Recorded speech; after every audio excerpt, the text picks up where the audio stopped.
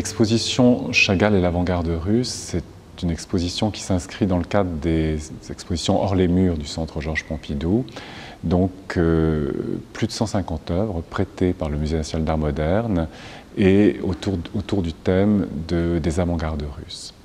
Ce qui permet à la fois d'illustrer la richesse et la diversité de ce fonds, un fonds qui, somme toute, n'est pas très connu du grand public.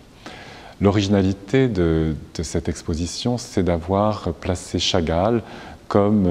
angle d'approche de l'avant-garde russe. Un artiste, Chagall, que l'on situe généralement un petit peu à part des grands courants de l'avant-garde, tant son œuvre est singulière, originale et lui est propre. Mais justement, l'intérêt de l'exposition, c'est tout à coup, dans cette mise en parallèle de l'œuvre de Chagall et du reste des avant-gardes russes, de voir combien il y a de liens dans le développement de l'œuvre de Chagall durant cette période avec les autres avant-gardes russes et notamment les autres grandes figures de l'art russe que sont Larionov, Malevitch, Kandinsky, Tatlin, tous ces artistes qui sont des grands noms de l'avant-garde russe et qu'on retrouvera dans l'exposition. Alors,